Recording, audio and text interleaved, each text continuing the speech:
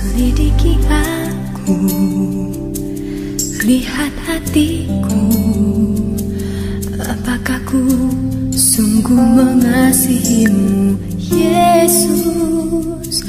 Kau yang Maha Tahu dan menilai hidupku, tak ada yang tersembunyi bagimu. Kasih karunia menyertai kamu dengan damai sejahtera dari Tuhan Allah Bapa kita dan dari anaknya Tuhan Yesus Kristus.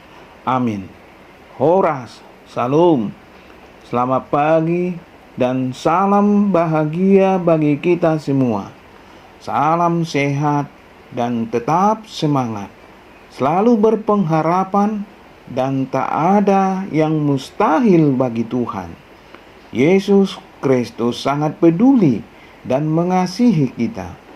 Sahabat yang baik hati, marilah kita menggunakan waktu sejenak untuk berdoa, membaca, dan merenungkan firman Tuhan untuk kita dengarkan pada pagi hari ini, Sabtu tanggal 12 Februari 2022, yang tertulis di dalam 1 Korintus pasal 2 ayat 10. Demikian dikatakan firman Tuhan. Karena kepada kita Allah telah menyatakannya oleh Roh Kudus, sebab Roh menyelidiki segala sesuatu, bahkan hal-hal yang tersembunyi dalam diri Allah. Molo di Bibelta di dogma songonon. Alai di papatar di bata doi tuhami, marhite sian tondii, ai sudedo di dodo tondii, rodiaka hasimo onni debata. Ima sahatna hatani tuhatta. Sahabat yang baik hati yang dikasihi Tuhan Yesus Kristus, dunia ini menyimpan segudang misteri. Uniknya, misteri itu selalu menggoda manusia untuk menyingkap selubungnya. Ia selalu menitipkan penasaran kepada hikmat dan pengetahuan kita yang terbatas. Kita terus mencari dan mencoba memecahkan teka-teki itu. Salah satu misteri terbesar kehidupan adalah tentang Allah serta karyanya. Dalam pelayanannya, Paulus memberitakan sebuah rahasia sumbernya dari hikmat Allah yang tersembunyi, yaitu rancangan Allah sebelum dunia dijadikan. Penguasa dunia, kata Paulus, tidak ada yang mengenalnya. Rahasia tersebut merujuk pada karya keselamatan Allah kepada dunia melalui kedatangan Yesus Kristus. Ia mati dalam mewujudkan rahasia tersebut, dan kebangkitannya membuktikan bahwa maut sudah bertekuk lutut. Ada dua hal tersembunyi tentang Allah menurut Paulus, yaitu kematian dan kebangkitannya. Namun keduanya telah disingkapkan kepada manusia, khususnya bagi orang percaya. Rahasia tersebut tersingkap bukan oleh hikmat dan pengetahuan, tetapi oleh Roh. Roh yang memungkinkan manusia mengetahui rahasia Allah. Roh itu berasal dari Allah, bukan dari dunia ini. Melalui Roh Kudus, tabir rahasia ini dibukakan kepada mereka yang percaya pada kematian sekaligus kebangkitannya. Namun bagi mereka yang tidak percaya, hal ini tetap menjadi kabut misteri. Dalam kehidupan sehari-hari, kita seringkali kesulitan memahami rencana Allah. Apalagi ketika kita mengalami ketidakadilan, duka cita, dan penderitaan. Kita mungkin mulai mempertanyakan rencana Allah. Dalam situasi demikianlah kita membutuhkan pimpinan Roh Kudus. Kita mohon bantuannya untuk memahami rencana Allah dalam pergulatan hidup ini. Ketika mengandalkan hikmat manusia semata, justru akan membutakan mata rohani. Akibatnya, kita tidak dapat melihat rencana agungnya. Sebaliknya, jika bersandar pada hikmatnya, kita akan beroleh kelegaan. Sahabat yang baik hati, yang dikasihi Tuhan Yesus Kristus, manusia masa kini banyak menjadi SMK. Mereka bukan lagi remaja, tetapi kebanyakan telah dewasa. Manusia menjadi banyak SMK, susah, mengeluh, khawatir, karena seluruh pikirannya dipusatkan pada dunia fana ini. Nas ini membicarakan tentang hikmat. Dalam bahasa Ibrani, Kohma, atau dalam bahasa Yunani, Sophia, yang artinya bijaksana. Jadi orang yang berhikmat itu bijak tentang hidup, pandai menyusun rencana untuk memperoleh hasil yang dikehendaki.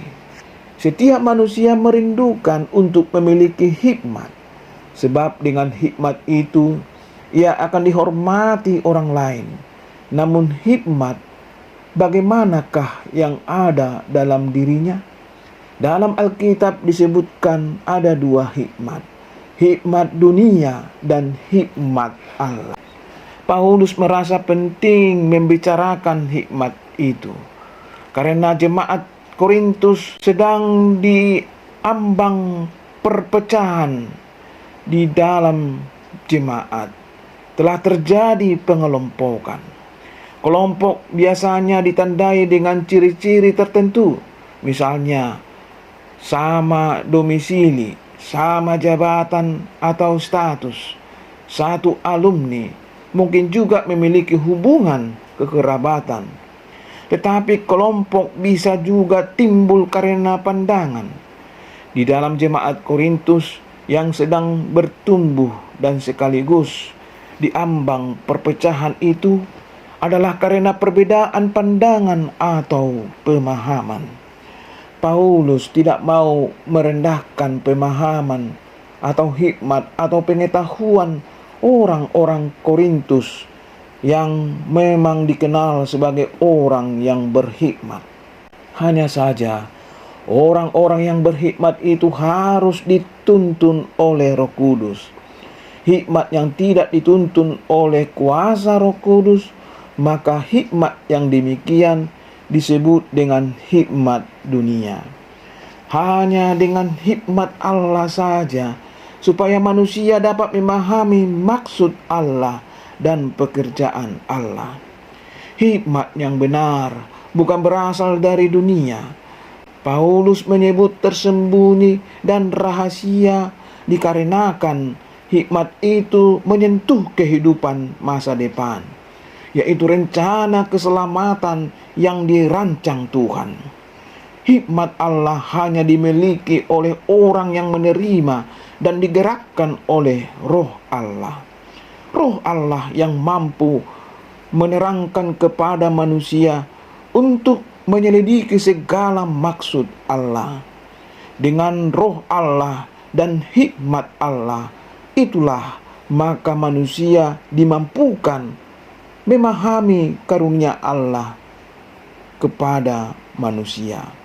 Hikmat dunia diperoleh dari dunia dan tujuannya kepada kepentingan dunia semata. Hikmat ini dicari dan dimiliki untuk menguasai dunia. Buah dari hikmat demikian cenderung kejahatan, menindas manusia lainnya. Mereka menipu sesama manusia untuk kepentingan sendiri. Ia licik, memberdaya orang lain. Ia memainkan lidahnya seperti orang benar, tetapi penuh kemunafikan. hikmat yang demikian diterapkan untuk kepopuleran dirinya. Hikmat dunia tidak dapat menerima roh Allah. Karena hal itu baginya adalah suatu kebodohan. Hikmat dunia menolak ajaran Tuhan Yesus Kristus. Mereka tidak dapat menghidupi dirinya dengan firman Tuhan. Mereka sulit mengerti, memahami, apalagi melakukan firman Tuhan. Mereka tak akan mengerti bahwa di balik kematian ada kehidupan kekal. Mereka tak dapat memahami bahwa Allah menjadi manusia, lahir dari manusia, disalibkan, mati, dan dikuburkan, dan bangkit pada hari ketiga. Mereka sulit melakukan kebenaran karena mereka tidak percaya ungkapan berbahagialah orang yang lapar dan haus akan kebenaran, karena mereka akan dipuaskan. Matius 5 ayat 6. Perkataan-perkataan Yesus yang demikian tidak akan pernah dapat mereka terima untuk menghidupi dirinya. Hikmat dunia mengabaikan Allah. Pengorbanan atau kematian dapat saja dimengerti sebagai suatu kebodohan dari sudut pandang hikmat dunia. Tetapi hikmat Allah mampu memahaminya sebagai anugerah atau karunia. Oleh sebab itu, hikmat yang dimiliki manusia sangat menentukan hidupnya. Ketika ia hidup dengan hikmat dunia, maka ia akan tetap SMK, yaitu susah, mengeluh, khawatir. Tetapi ketika ia dipenuhi oleh hikmat Allah, maka ia menjadi S3, yaitu suka, senang, dan semangat. Manusia yang hidup dengan hikmat Allah, maka ia telah memiliki pikiran Kristus, sehingga ia suka menolong, mengasihi, peduli terhadap sesama. Orang yang memiliki hikmat Allah menabur dengan derai air mata, tetapi akan menuai dengan bersorak-sorai. Amin. Mari kita berdoa. Terpujilah namamu ya Tuhan Allah, yang kami sembah, kami puji di dalam nama Tuhan Yesus Kristus.